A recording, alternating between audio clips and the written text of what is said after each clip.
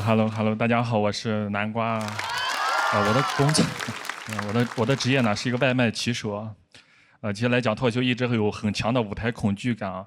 现在还好，刚开始一上台一拿话筒就紧张。当时为了克服这个问题啊，想了办法，上班的时候骑着电瓶车，握着那个手把到话筒练一练，对着电瓶车讲脱口秀，导致现在落下坏习惯，在台上讲着一紧张就。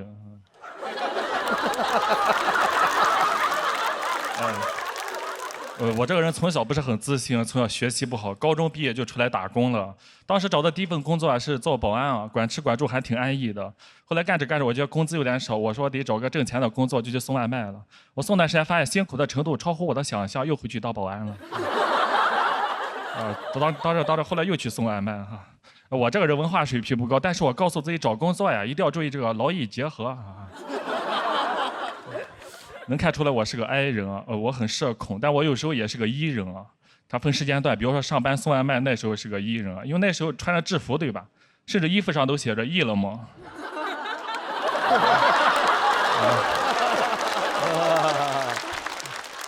我的手机被标记了，被很多顾客标记成了快递外卖啊。其实大家这种标记，我自己是看不到，我也是意识不到的。我是有一次啊，跟我爸打电话。我爸说：“你这半年没消息，是不是在外面送外卖呢？”我说：“没有，谁跟你说的呀？”他150多个人。我当时上学学习确实很差，但是我当时也没有想到自己长大会送外卖啊。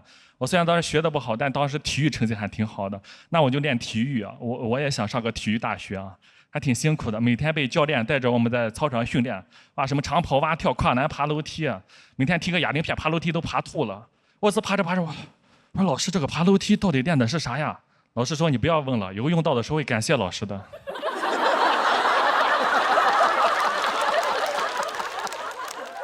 老师就是老师，看得比较长远。我现在送外卖上楼前，我说这题我做过，就是练过体育，现在送外卖就跑得快一点，对吧？但外卖这个行业也没有前2年那么好做了，因为做的人越来越多了，甚至有好多大学生现在出来也送外卖，跟人抢饭碗。这些大学生怎么说呢？当年高考已经被他们淘汰过一次了，怎么现在毕业了又来跟人竞争，追着人砍我？我之前真的很怕送大学生，送过去隔着墙还进不去。同样的年龄，人家都在那打篮球的、谈恋爱的、读书的，欢声笑语。我在外面骑个电瓶车，好羡慕他们呀。但现在发现好多大学生出来也跟我去送外卖啊，现在看法也变了，就原来我少走4年弯路啊。骑个电瓶车有时候会遇到大学生是吧？一起在外面吹着风，吹着这么强的风，这不是顶峰相见了吗？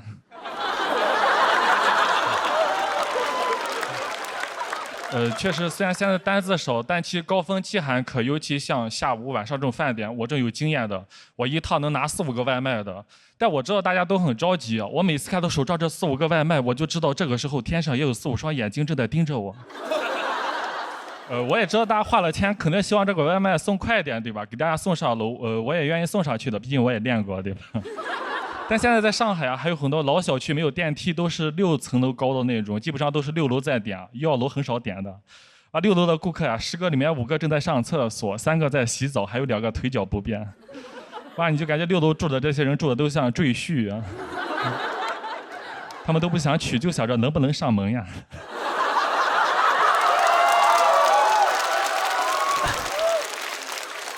而且我们这个工作每天会跟很多保安打交道，你就发现有些保安是挺多的，他见的人老爱问你干什么的，干什么的，干什么的。我有一次穿着外卖的衣服，那个保安还问我你干什么工作的，这还把我给问住了。我看着穿制服，我心想我是干什么？我 cosplay 啊。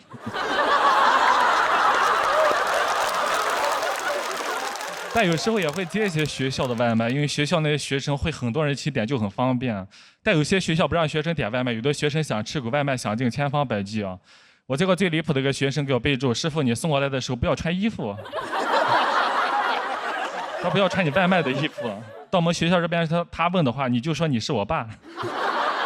我说这还挺有意思的，就赶紧抢到了。但他备注你必须要有信念感，不要被认出来了。我说这信念感，我天天 cosplay。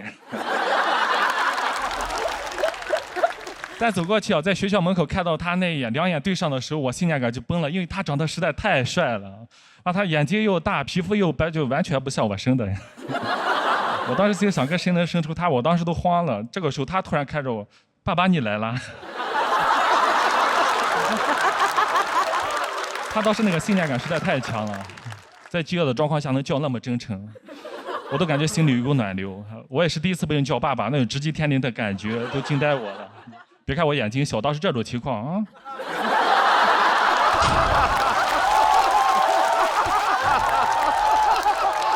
他这么远了，我都想上去拥抱他一下，真的，我给了他走的时候还挺舍不得的。那你记得给爸一个好评啊！好好上学，以后千万别和爸顶峰相见啊！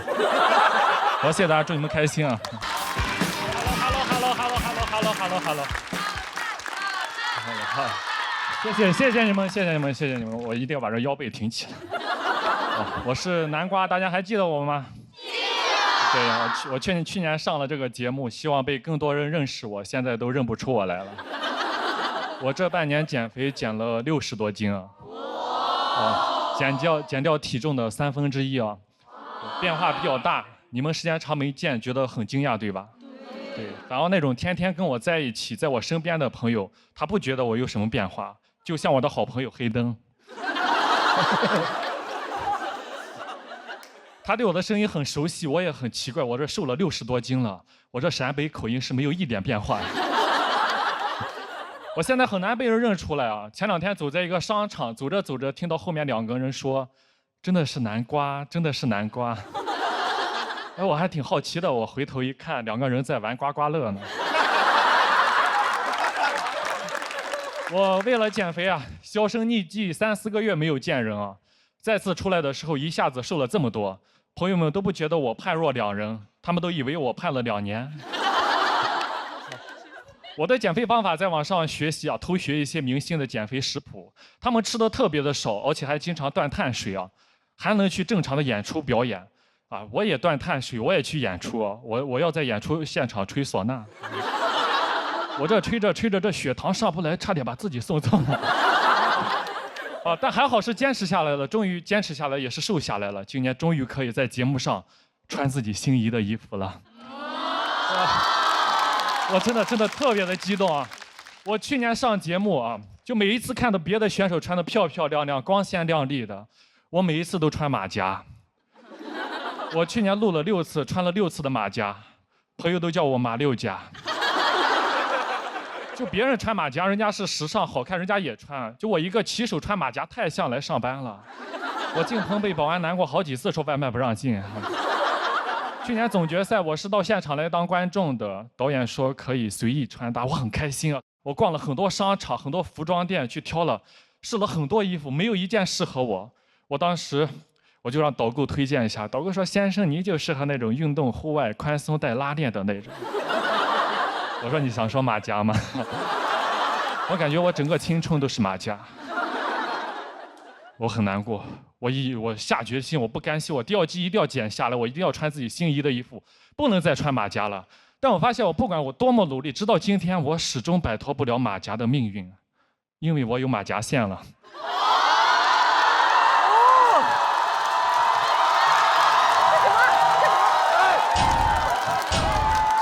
算了，这样，咱这是脱口秀，不是脱秀啊！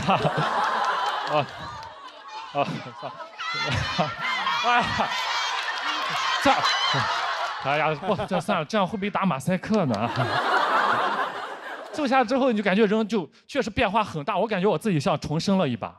我把自己的照片啊发在自媒体上，网友特别的，他是特别好，都夸我，夸得我特别激动。他们就叫什么南大。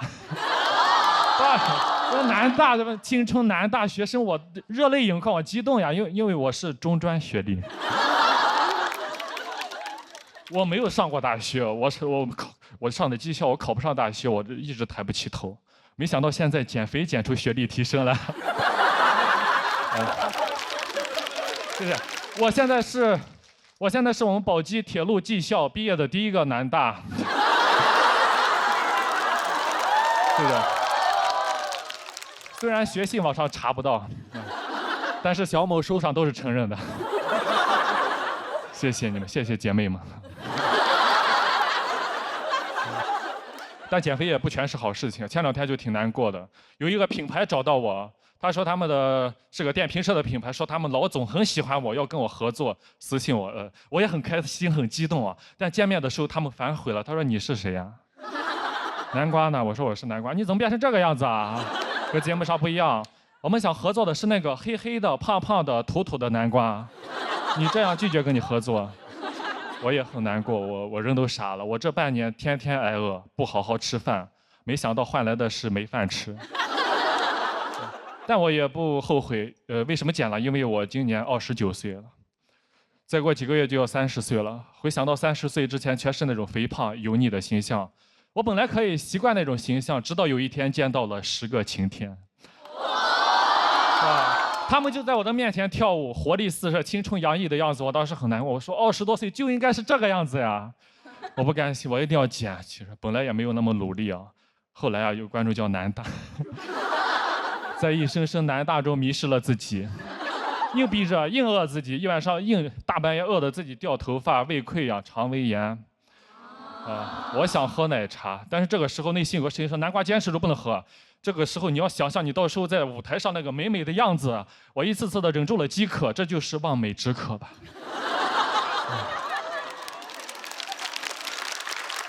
我朋友说，你也没必要这么忍着，你可以喝统一冲服无糖茶，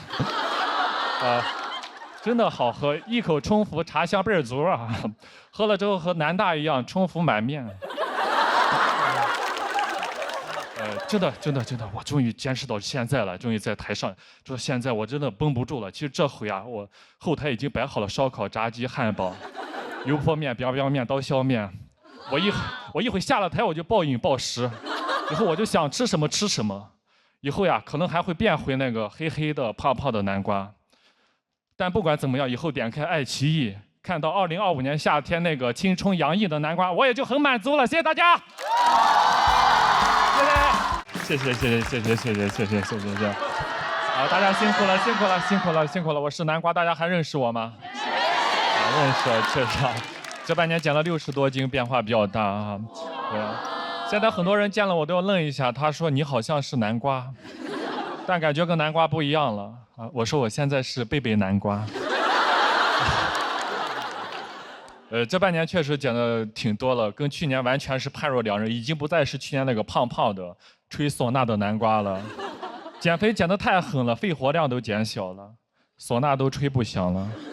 所以我今年就去开发了新的才艺，我去学习爵士舞了。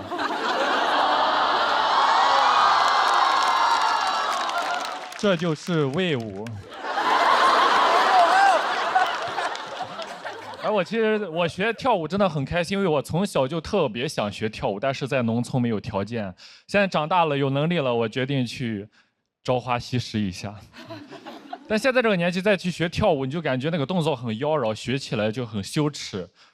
然后我就专门找了个私教，我都找了个私教了，能不能给我安排一个私密一点的教室？就在那商场透明大玻璃。老师做什么，我在旁边做什么。只要有人过来，我就不做了。我就看着老师做，我在旁边手拍子，不知道的人以为我是老师。老师他就鼓励我，他说我们跳舞呀，最重要的是胯要灵活。他说你的胯挺灵活的，有天赋，是不是偷偷练过？老师不知道，我之前送外卖，每天在电瓶车上就是这样。我在学爵士之前就做过很多年的骑士了。真的，现在体验了一下，真的很开心。我小时候特别想学跳舞，但没条件，没得选。我爸在家里，我爸吹唢呐，我就只能跟着我爸吹唢呐。有人拿说唢呐不挺好，现在白市场多挣钱呀。其实这个工作真的不太挣钱，因为这个工作呀，它太不稳定了。你不知道啥时候有活儿，别人活多了，我爸就活少了。但是活多的时候，一个活连着一个活，我爸有时候半个月都不回家啊，我妈也不担心他外面有人，因为他知道外面肯定人没了。这个感受了一下，真的非常的开心。真的小时候，你别说才艺了，连兴趣爱好都很奢望。我上初中第一次接触篮球，一下子就迷上了，天天跟2个朋友一起玩。大哥拿到篮球传给我，我跑得快，跑过去传给老三，老三一上篮，我们这一条龙配合太厉害了。我们当时觉得我们长大都能打 CBA 啊。后来长大了，我在送外卖，大哥在卖烧烤，老三当了保安。后来大哥把肉烤好打包好，我骑电瓶车送过去，老三门一开。还是一条龙，我们没能相聚在 CBA， 但是我们相遇在了 CBD。到了社会上，就感觉离我的舞蹈梦想越来越遥远了。但那2年很开心，能在网上看一些视频，看一些偶像练习生这种青春有你这种唱跳节目，我很喜欢看这些练习生。就我觉得他们那种青春活力能感染到屏幕外的我。那时候有一首歌叫 Yes OK 特别的火的，当时很多人都在跳。我在送外卖看周围没人的时候，我也会偷偷的慢慢追，慢慢追我的梦。我觉得那些练习生就是我梦想的一种寄托，看那个节目很有代入感，跟他们能共同的成长。我当时还给他们投票，甚至送外卖的时候帮他们拉票。你好，能给个好评吗？他说在哪里给？我说你有爱奇艺 VIP 吗？那时候靠着手上的外卖给喜欢的选手拉了不少的票，也是发动了真正的饭圈。那时候那个精神状态跟周围那些同事很不一样。热奈他们出道那天，就非常开心。我坐电动车上说终于成团了，成团了。旁边骑手成团几个人呀？我说9个人，他9个人，那你送得过来吗？他们不理解我，他们觉得我是个异类，他们甚至还嘲讽我。他说你天天看那玩意有啥意义吗？有啥意义吗？你也去报名，你也去青春有你，你也去报名参加。我说算了吧，咱别斗了，我能去爱奇艺，我去爱奇艺搞笑嘛。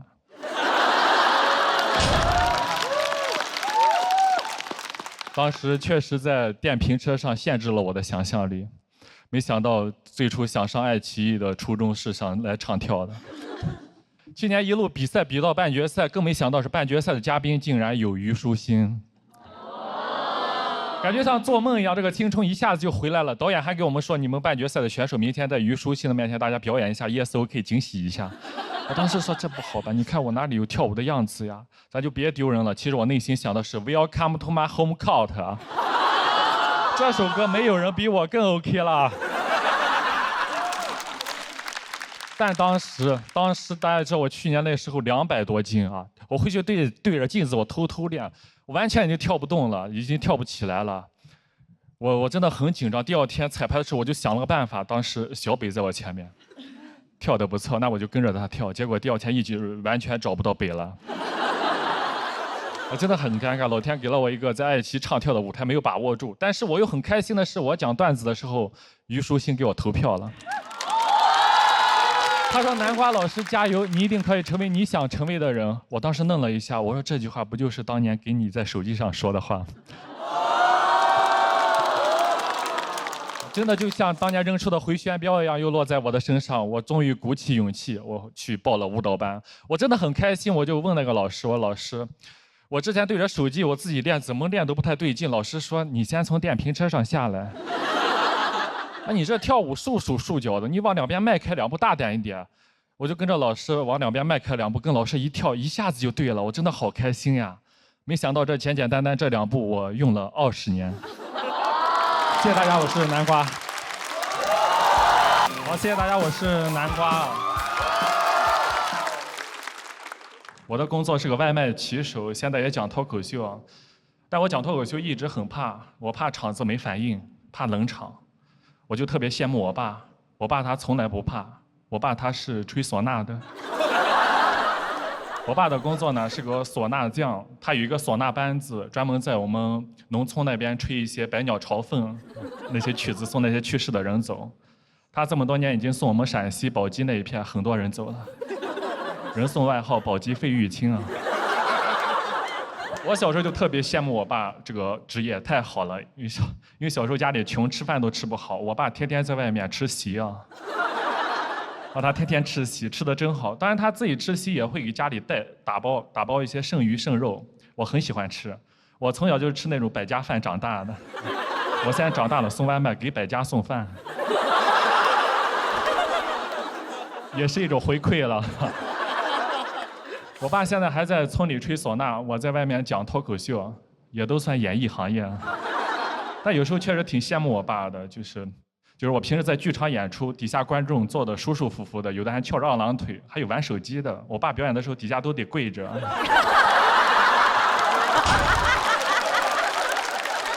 讲脱口秀太难了，讲到好笑你们才笑，讲特别好笑大家才鼓鼓掌的。我爸只要一开口，底下就开始磕头了。我小时候跟我爸练过吹唢呐，练过几首唢呐曲子，还真没想到小学6年级派上用场了。老师当时要报节目，全班没有一个人报名。这个时候我同桌说：“老师，他会吹唢呐，他会吹唢呐。”我老师：“哎呀，你还会吹唢呐呀？民间艺术，来报上好好表现。”就给我报了，然后当着全校师生的面吹了，吹了2句，吹得校长脸都绿了，差点跪下了。其实小时候活动还挺多的，做什么手工作业比赛，我喜欢去动手，我努力认真的去做，每次拿不到名次。后来发现那些其他同学都让父母帮忙做的，我说找父母，这不是作弊耍赖吗？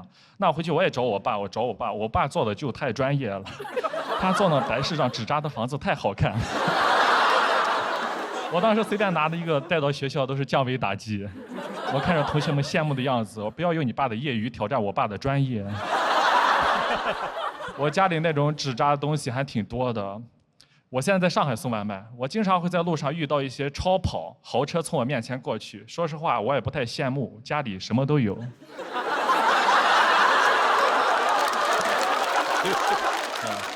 我家还有4合院，还有私人飞机。我知道那些东西，我早晚有一天我能用上。但确实啊，唢呐这样的工作啊，一直他都没有社会地位。我爸一直被人瞧不起，我小时候也经常被一些同学嘲笑我。他们放了学见了我，你爸吹喇叭的，你爸吹喇叭，吹喇叭。我说吹喇叭怎么了？到时候还不送你爸走？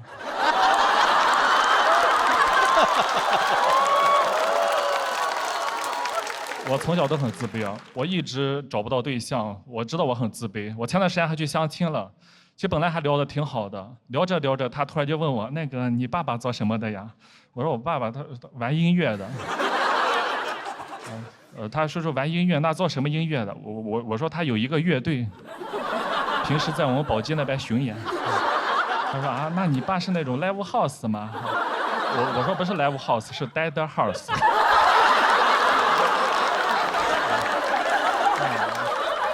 那你爸这个乐队水平怎么样？能不能去参加那个乐队的夏天呀？我说不太适合，他这个呀不太适合线上，平时接触的都是一些 underground 的。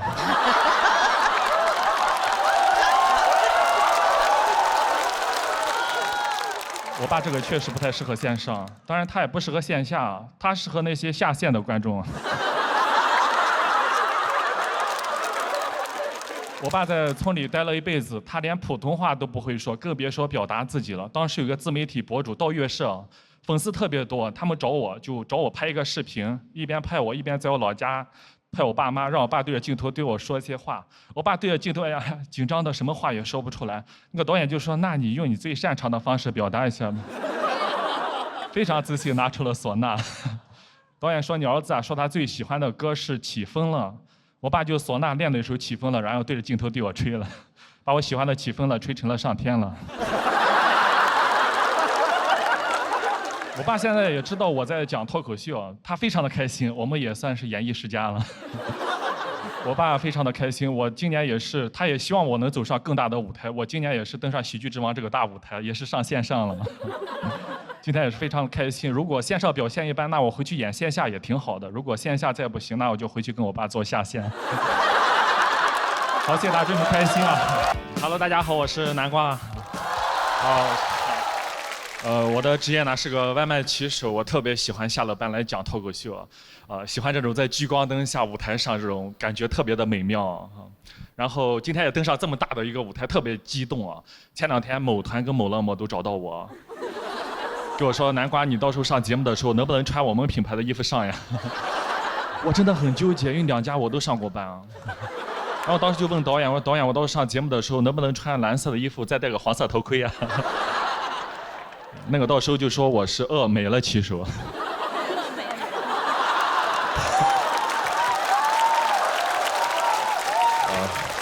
谢谢。我是陕西人，我之前在西安那边送外卖，后来来上海了。因为我当时听说上海是全国外卖订单最多的城市啊，到了之后发现骑手也是最多的，骑手比订单还要多。但我感觉我挺适合在上海送外卖，因为这边气候比较湿润潮湿啊，我是干皮啊。我确实在这边皮肤好了很多，年轻了好多啊。我今年26岁了。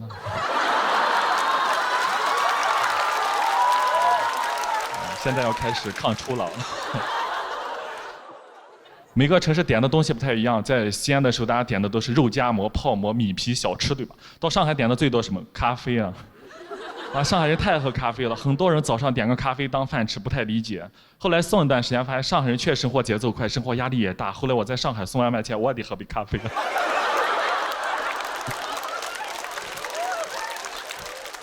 但确实刚到上海，就有的小区就特别难找，你找不到就要问。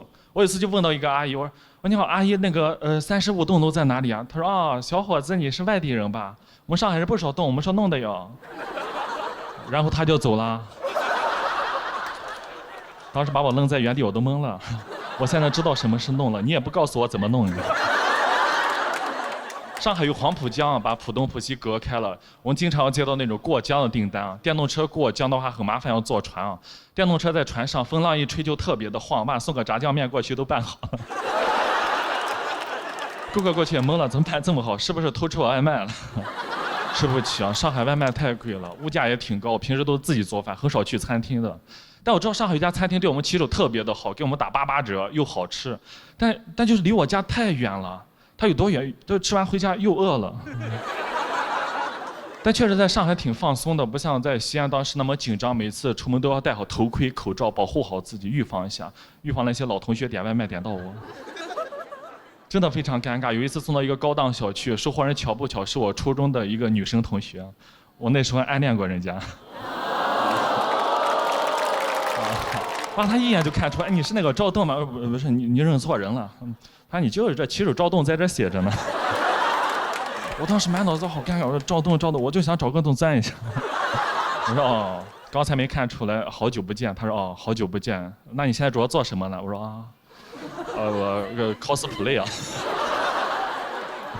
我当时百感交集，回去之后过了几天买了一张火车票就来上海了。我在上海待了3年了，无忧无虑，没有人认识我，对吧？但时间长了也挺想家的，但我知道我这个人没什么本事，父母脸上也没有光，但我从来没有放弃过自己，对吧？我一直要努力证明自己。我工作很多个工作，然后后来又遇到脱口秀，我很开心，对吧？我讲到观众笑之后，我很有成就感。我当时就给我爸妈打电话，我说妈，你儿子现在可厉害，你儿子在上海做演出表演呢。他就很惊讶说你这样子能演出个啥呀？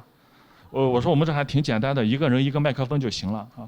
我妈都笑了，说你这人没文化没学历还表演，是不是在外面做 rapper 呢？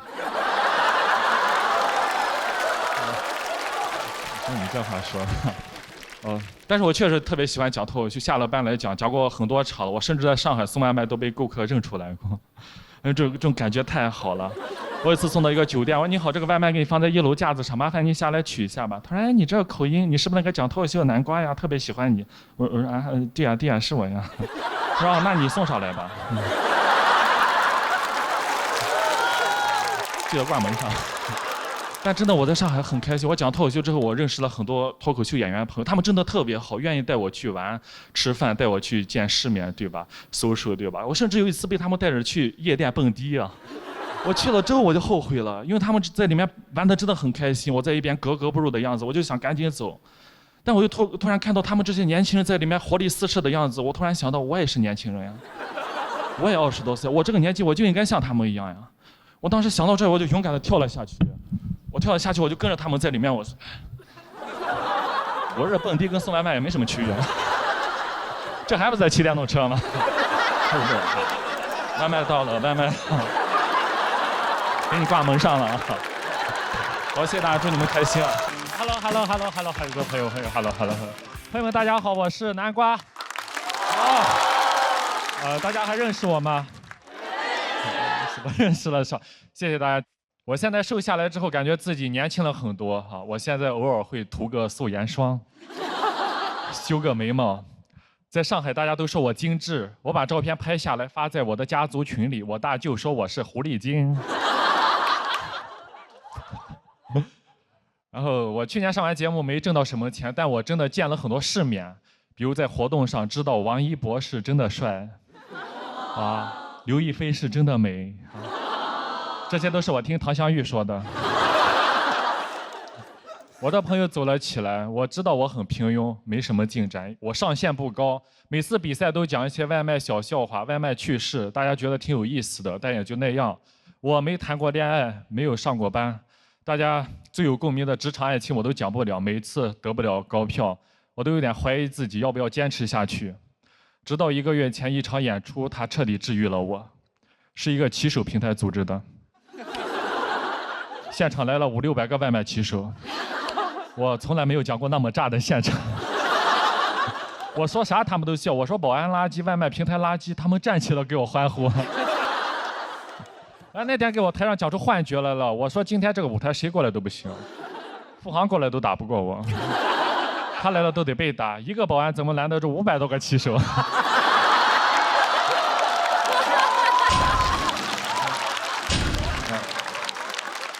我真的羡慕有些朋友们，就朋友们走了起来，红气养人，状态都不一样了。我只能靠我自己养了。我在家里我自己偷偷买了防晒霜，因为我送外卖，皮肤又粗糙又黑，我刚涂防晒，假白特别严重，我还修了眉毛，就很辣眼睛。朋友见了说：“你咋这样？你怎么变成这个样子？”在他们心中，我都是那种光头胖胖的那种鲁智深形象。说你不应该去倒拔垂杨柳，怎么研究起了半永久？我每次出去，他们都笑话我，那我就不出去了。我说这防晒霜不行，它只能防太阳光，它防不了朋友嘲笑的眼光。偷偷的在小某书搜了美容护肤，小某书也懵了，3年了，你终于知道我是干什么的了。给我推的3个月变美计划，100天提升颜值，重建自己，重塑自己，做自己的女娲。戒糖加修护半年，素颜已达 next level。我很激动，满满的干货，点进去全都是卖货的。但我相信，我就买了，因为我想恋爱，我想变美，我就在里面买了胶原蛋白、维 C、维 B、花青素、葡萄籽、益生菌、鱼油。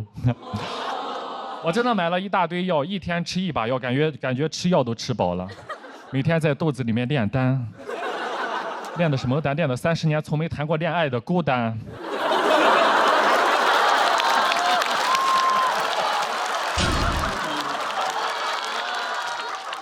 说出来如何？我身边的朋友很优秀，对吧？他们优秀，那我也提升自己，我就去健身房报了课。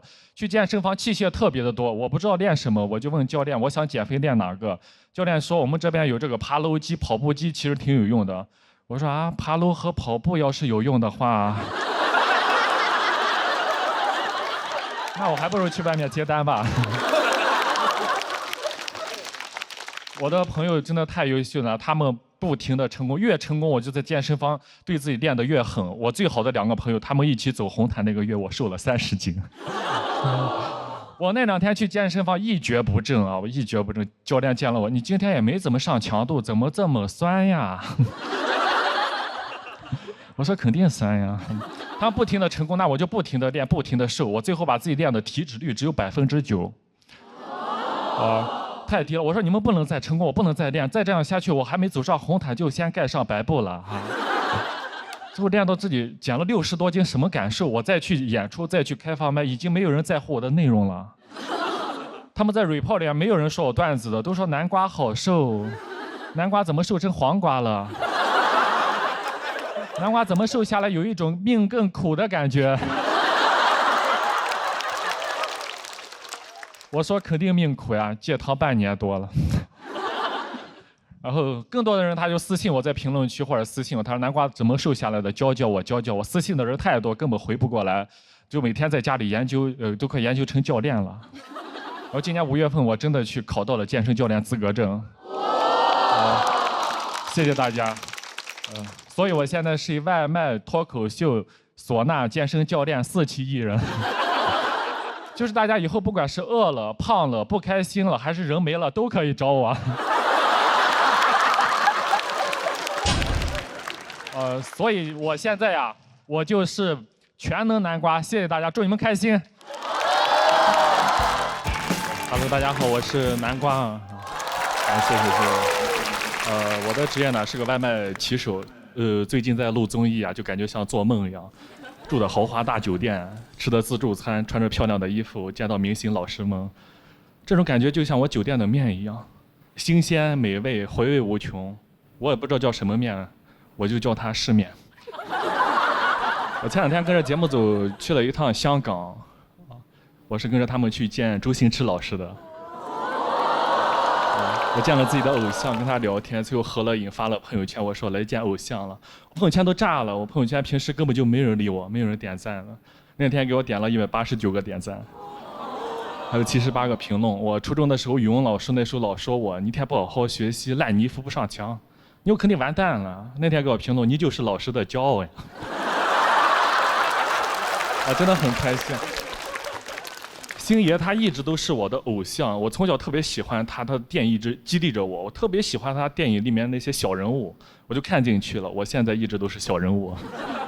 今年5月份，导演给我打电话说：“恭喜南瓜，恭喜你成功入选这个《喜剧之王》这个综艺，而且偷偷告诉你，这个节目有周星驰参与。”我当时开心，我跳了起来，我见到真的见到他，那我见到他，星爷一定会喜欢我这种小人物的。那我今年要起飞了呀！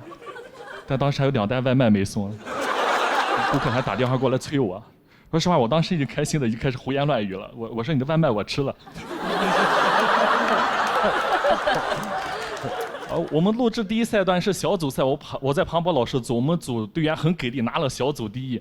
当时公布呀，第1名就是去香港见周星驰。我当时大家都很开心兴奋的，我当时晚上我兴奋到失眠。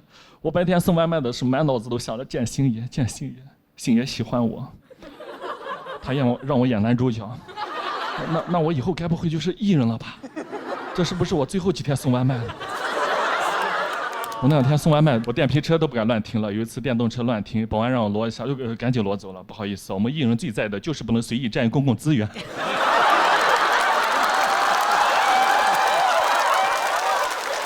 我在上海送外卖，有很多一起送外卖的同事跟我同甘共苦，关系都特别好。但有一个骑手跟我关系一直不好，他在背后说我坏话，蛐我。让他知道我要去见星爷，他跑过来巴结我，哇，你要去见星爷呀？那你火了以后，苟富贵莫相忘呀。我说行，以后等我发达了，有我一口肉吃，我都下单让你送。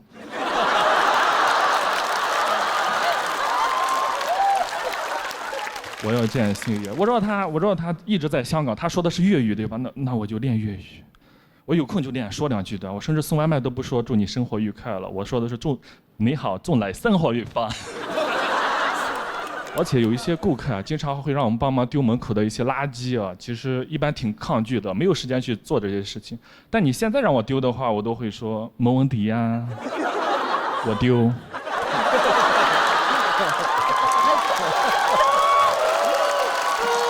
学坏了你。我知道他的偶像是李小璐，我甚至买了双截棍，我想给他表现一下，我练了，但双截棍特别的难，我练了一会，在我头上来好几下。但我觉得是值得的。我甚至见他之前，我专门去理发店理了个发型，这个就是理的，还可以吧？因为我之前都是理的光头，就是我自己有个推子，我自己给自己刮，就自己给自己刮的话，后面看不到镜子，刮起来就难刮一点，所以我以前就叫自己南瓜。什么 program？当时坐在飞机上特别的激动，我要去见星爷了。然后导演组说你用那个手机记录一下这个信息，我当时特别激动的，但是我压抑，我拿手机哇，飞机上300多个人呀，哇，你们也都是去香港的，那你们去香港是干什么的呢？你们应该都不知道，我是去见周星驰的。我当时太骄傲，去了之后大家都很激动，都很开心，付航也去了，他开心的像个猴一样。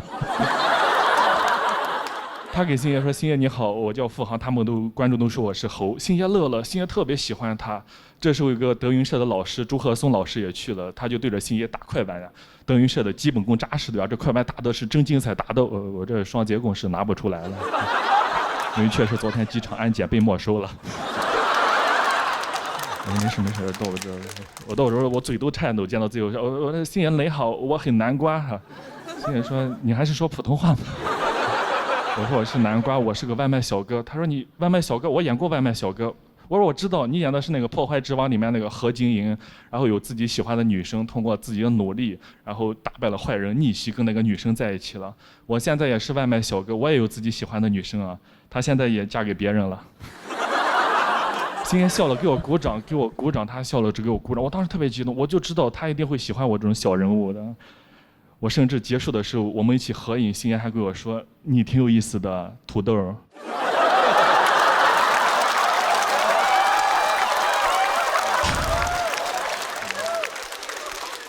但已经很开心，已经梦想成真了。就是见到偶像，他给我的那种力量跟激励是非常巨大的。我感觉有了一股力量，回来之后感觉跟其他演员不一样了。我跟他们在酒店聊天，他们就说上完综艺以后要去做自媒体，以后要去做什么播客，有的做什么专场巡演，对吧？我说我以后要去影视圈，我要做喜剧之王，我努力做喜剧之王，加油！这个时候有个演员在点外卖，因为我们酒店在郊区，他就不停地加价，是吧？我就30、50、100加的，我怎么知道的？我手机开始震动了。我说那你们先聊吧，我出去一下。这个外卖还是要送的，对吧？毕竟我觉得喜剧之王呀，还是要从小人物做起啊。好，谢谢大家，谢谢。Hello， 大家好，我是南瓜。好，我是个外卖骑手，平时上班骑的就是鬼火。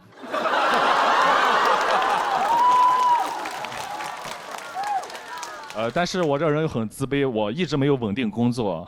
但是我现在比赛比到半决赛了，前2天有一个经纪公司的经纪人啊，那个公司还挺厉害的，他说南瓜你愿意签约吗？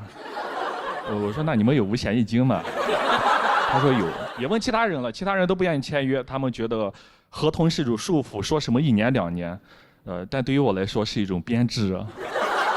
那个人他问我你想签几年呀？我说你最多能签多少年呀？他说10年，我说10年太少了，我都想把自己梭哈出去。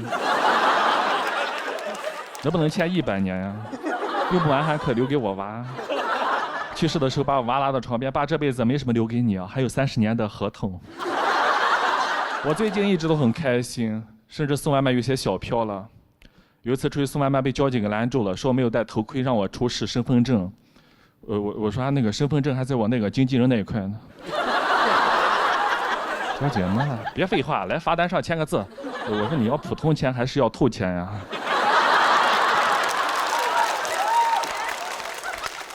最近一直住的节目组的酒店很豪华，非常高档，一晚上800块钱也太贵了。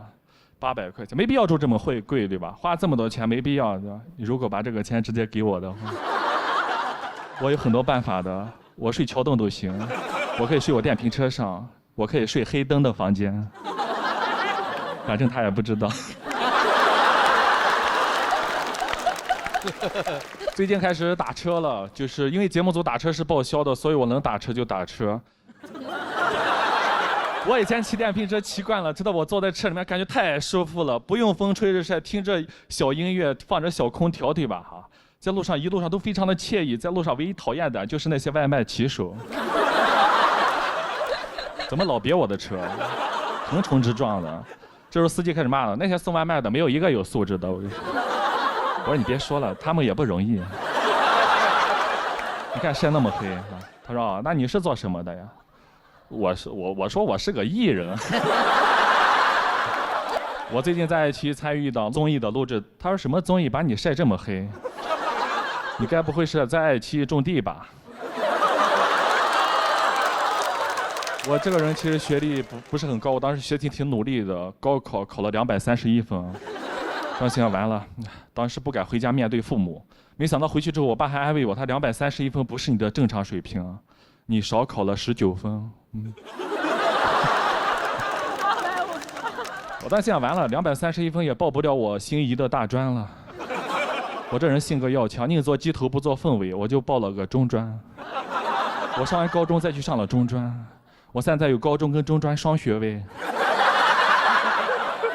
你考200多分，很难再找到自己喜欢的工作了，对吧？付航也考200多分。付航当年在北京当了保安，我在上海送了外卖。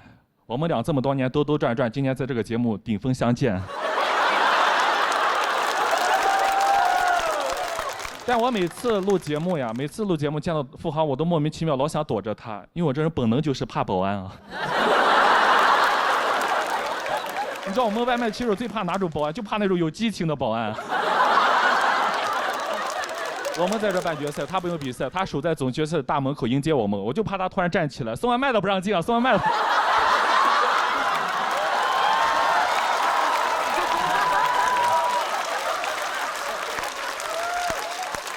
我还挺 respect 保安的，也 respect 他。其实我们都挺不容易的，学历低。我也是有一次送外卖送到一个商场，看人讲脱口秀，我也来讲，但挺难的。我勇敢上台之后，我发现我第一次上台，我紧张的忘词了，我眼睛都睁不开。我下观众说：“南瓜，你把眼睛睁开，把眼睛睁开，加油加油！”我在台上。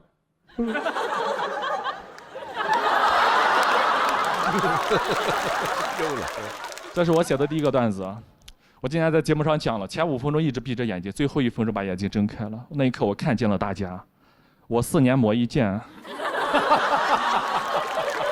但讲脱口秀挺难的，我讲了几场就发现自己特别不好笑，很尴尬，我就想放弃。这是个演员，他说：“南瓜，你再坚持一下，你有自己的天赋。”我说：“我能有啥天赋呀？”他说：“南瓜，你长得像那个网红调哥。”就那个小阿调，我都不知道哥哥是谁啊。他南瓜，你就听我的，你就上台，你给我的调调。我说那要不试一下，实在没办法。大家好，我是南瓜调。大家都很好笑，我就模仿他，我在台上模仿，我自己无所谓，对吧？就是有老板看到我，他南瓜你很好笑，来我这演出给你200块钱。我说我怕你这商演给你演砸演不好，他没事，你上台调就完事了。我讲了5分钟，调了100多次。200块钱，那我得送外卖，我得爬多少楼梯，跑多少单呀？我愿意挣这个钱。我拿着200块钱啊，请朋友们吃饭，点了一桌子菜，他们吃着还吃不完。我说你们好好吃啊，这都是我一声一声调出来的。我嗓子都哑了，但没关系啊，因为我有京东念慈庵肉厚汤，唤醒你的好声音啊！吃了肉厚汤，为生活勇敢发声啊！确实。感谢念慈庵给我这个广告。我很感谢他，让我勇敢地站在这个台上，克服了舞台恐惧感，慢慢成为了一个真正的脱口秀演员。我写了自己关于送外卖的段子，慢慢抛去那个标签，最后站在了台上，站在这么大个舞台上的线上。我看着自己播出之后，我讲唢呐的段子，讲我送外卖的段子，我很开心，好多弹幕飘过，他好像那个调哥呀。但没关系，我已经很开心了。很开心了，因为已经录到最后面了。我希望到时候后面都播出之后，大家看到我，记住我的名字叫南瓜。也希望大家有一天在路上看到那个调哥，说他好像那个南瓜呀。好，谢谢大家，我是南瓜。好，谢谢。谢谢。大家好，我是小鹿啊。过去这1年呢，我一直都在忙一个项目，备孕。我知道你们现在心情很复杂，人类的本能让你们想说耶，网络的情绪让你们想说咦，所以现在你们的心情起伏啊，就可以用一句歌词来形容，就是耶咦耶咦耶耶哦，你们最终的情绪就是啊哦还好，我周围一些朋友啊，一听说我要生孩子，就跟我要去犯罪了一样，他说欧莫，不要冲动啊。你迈出这一步 ，almost 没有回头路啊！这辈子就完了，值得吗？为了那么一个不认识的人，我知道啊，这都是关心，但关心的有点太早了。怀孕哪那么容易呀？我备孕很久了，一直都没啥动静。后来就跟我的生育搭子托马斯去看医生啊，医生一听，这个操作频率如此之低。就跟我们说你们这个不叫备孕，叫随缘，肚子没动静很正常，因为人也没什么动静。哦呦，这句话真的是触碰了我的逆鳞了，我就开始发力了，不错过任何的风口，大练钢铁直男。我全国巡演，一到排卵期就会宣托马斯前来侍寝。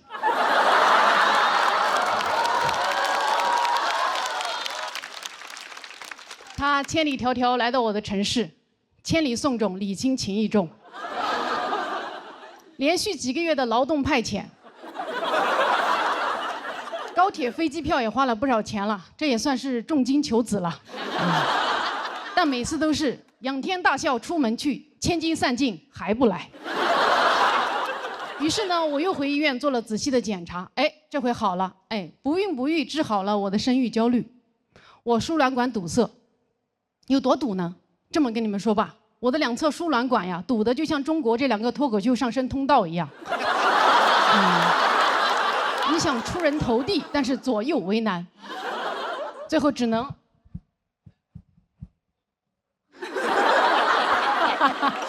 没这么绝望，没这么绝，我的情况没这么绝望啊。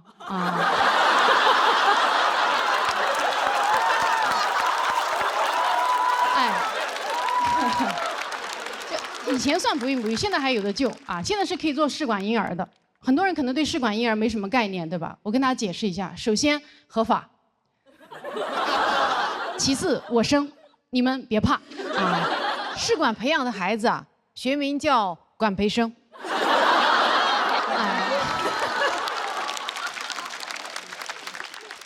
自从考虑做试管之后啊，现在我在看托马斯，他都不是一个人了，他就是一管人。我现在经常跟他说有劳了，管人。他说哪里哪里，举手之劳。还是您能者多劳呀。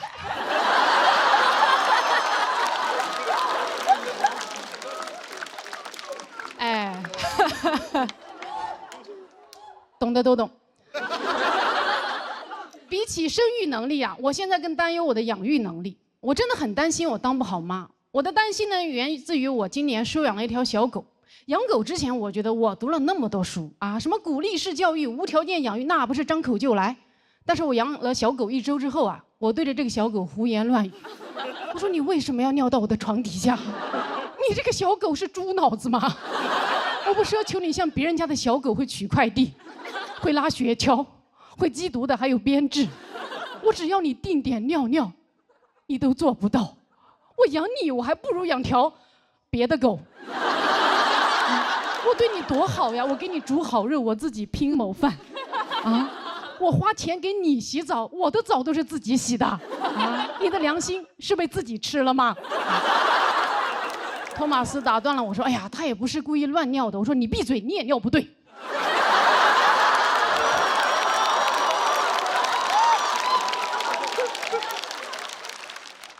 他说我可以改，我可以改，但他只是个小狗嘛，他快乐就好。我说他都不听话，他凭什么快乐？他可是一只东亚小狗啊！我说完呢，托马斯就抱着这只法国贵宾出去玩了。我恨铁不成钢的看着他们俩活蹦乱跳的背影，我就开始担忧了。以后要是真的开始育儿了，你说我的东亚模式和他爹的西澳大利亚模式，会不会发生一些教育对冲啊？对吧？我对孩子说，棒打出孝子。他对孩子说：“你是最棒的。”我说：“骄傲使人落后。”他说：“落后也要骄傲。”我说：“吃得苦中苦，方为人上人。”他说：“吃啥苦中苦？来吃王中王。”这么东西教育一合璧，这孩子以后活得多么的矛盾啊，对吧？他对自己又爱又恨，他既松弛又紧绷，既稍息又立正，他含辛茹苦的吃香喝辣，凿壁偷懒，闻鸡就饿。头悬梁追短剧。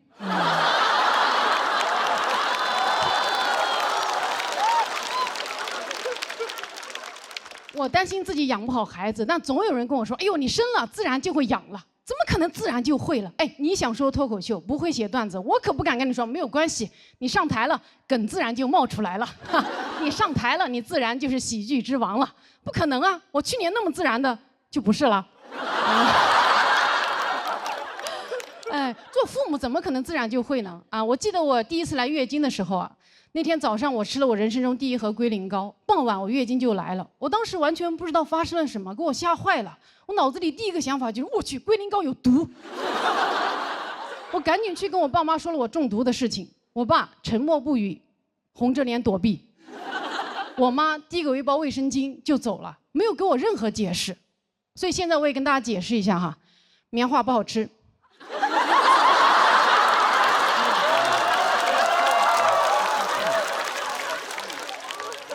拉嗓子。建议外敷不要内服啊。我母职焦虑还有一个重要原因，是因为我们这一代是中国第一代开始吐槽原生家庭的人啊，鄙人也是其中的中流砥柱。所以我养孩子就会有那种我一定要养得比我的父母更好的胜负欲，我要让我的父母看到我的教育成果之后，对我俯首称臣，说：“哎呦，甘拜下风啊！还是您会培养孩子呀！您看看我养出来的是个什么东西呀！”哎，我一身要强，真的好怕当妈塌房，所以我就想，为什么做父母没有资格考试啊？啊，就像律师执业资格证一样，咱也去考考母职资格证、父职资格证，爸爸考公，妈妈考母。更适合东亚宝宝的应试生育，对吧？有证书不一定能给孩子托举，但是能给我托底。这样以后我的孩子在诋毁原生家庭，我就不需要像现在的父母一样对着孩子痛哭流涕说：“啊，爸爸妈妈也是第一次做爸爸妈妈呀，哭得哟，那个行得我。”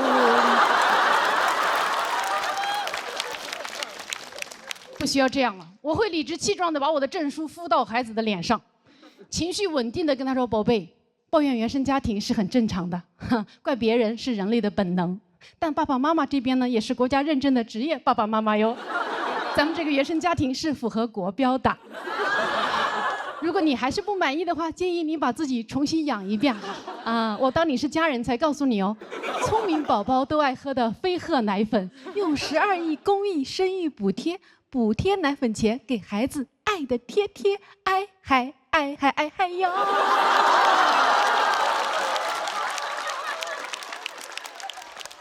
孩子说：“妈，你说唱干嘛？”我说：“啊，为了平衡事业和家庭。”好，谢谢大家。大家好，我是唐香玉。又来录节目了，非常开心。更开心的是，我前段时间去演出，有人在我演完之后表白了。啊，不是跟我啊，你怎么还松了一口气啊？就是我上场前有个男观众来问能不能加一下这个环节，他有个喜欢的人，我说我都行，但你得想好，我的内容可能不利于表白。我有点冒犯，就多少会吐槽一下男生嘛。他说没事儿，他不一样。他说完这句话，我就知道他一样。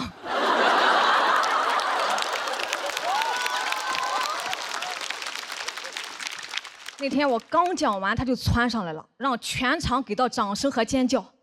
那个架势都不是 carry 全场，是 marry 全场。把女孩也叫上来了，但人家还没说愿不愿意呢，就有人起哄亲一个，亲一个。当时场面就僵住了。我讲了1个多小时，还不如这一句冒犯呢。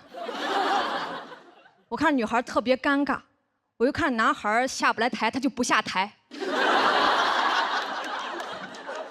情急之下，我说：“那要不你亲我一个？”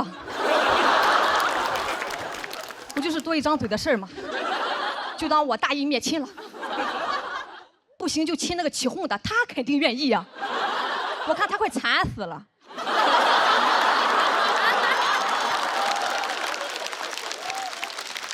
对吧？跟谁过不是过呀？哎呀，磕死我啦！我已经5年没有亲过嘴了，说出来又如何？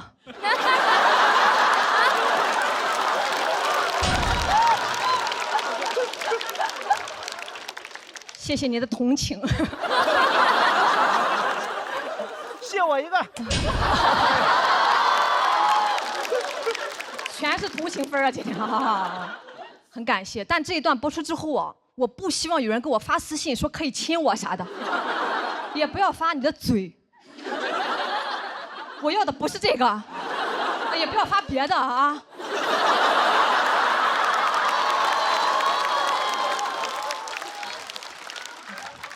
说不清了，说不清了，就是不用同情我，我也谈过恋爱的，有喜欢的我也会追。但是我追上了，我又想超过他，很容易就超过了。研2的暑假，我前男友说他要去学车，没时间陪我了。我说那我也一块去学呗。他说你不行，你没有方向感，你不用学，以后老公拉着你。啊，谁还会用拉这个词？好 low 呀！你学的是拖拉机吗？以后是啥时候？你科目2挂2次了，以后在这个驾校里拉着我吗？你许我朝朝暮暮，我陪你陡坡起步。到科目3更不得了了，晚上打电话就是给我讲发动机、仪表盘。那段时间，我舍友都以为我谈了个飞行员。我本来我就严重的晕车，听不了这些，听都很想吐。可把我前男友担心坏了，担心我以后吐他车上，说以后坐他的车我得空腹，我就知道跟着他得饿肚子啊！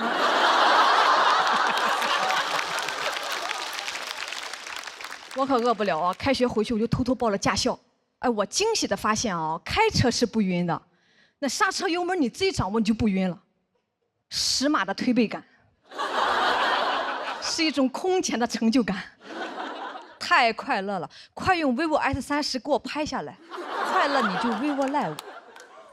我做到了，我的人生不再设限了。教练说你压线了。哎，这手机是好啊，都抓拍到了，还能把我拍得这么好看，真的太努力了。为了比我前男友早考出来，那学期的选修课我都不上了，赢才是我的必修课。我啪甩出驾照的那一刻，他当时瞳孔都扩散了。啊，超过我了！我说嗨，一脚油的事儿。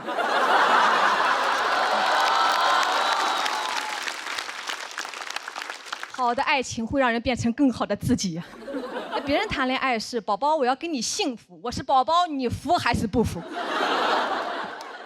其实他对我呢，咱们说也算是真不错啊。平常出去约会啊，他都说你啥都不用管。老公安排就是骑电瓶车拉着我去吃个鸡公煲。为啥骑电瓶车呢？因为他科目3也挂了。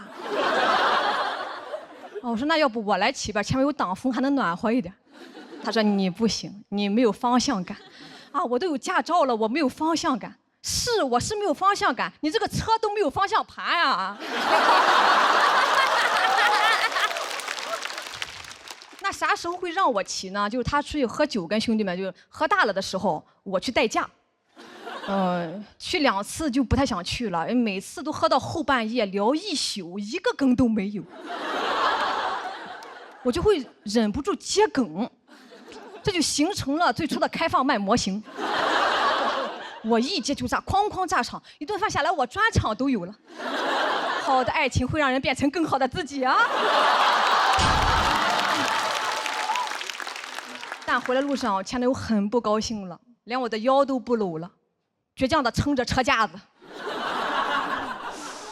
他说：“你乖乖的坐着听不行吗？那是你的场合吗？拍你好几下了，让你少说话。”我说：“你早说呀！我寻思我讲得好，你给我拍灯呢。”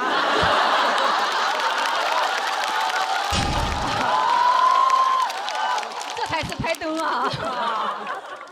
很快我就提分手了，他很难过，说从外形啊各种表现来看，满分10分，他朋友们给我打了5分，但他依然很爱我。我说你要真的很爱我，你就不会跟我说这个，因为我朋友们给你打了不及格，我都没好意思跟你说。我也是真不错，随便一表现就得了5分，怪不得后来我的专场在豆瓣9.5分。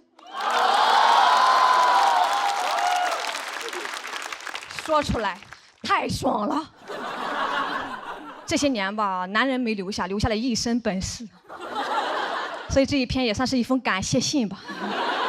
最近又想长长本事了。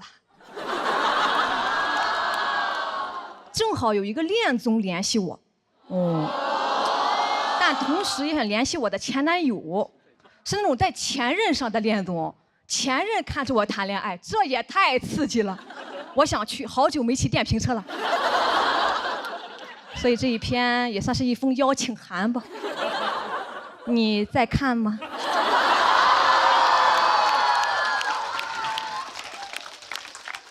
想火吗？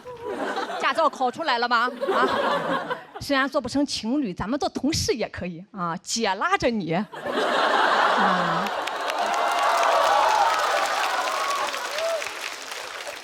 到时候你也是啥也不用管，你就乖乖的，你少说话就行了。好，谢谢大家，谢谢。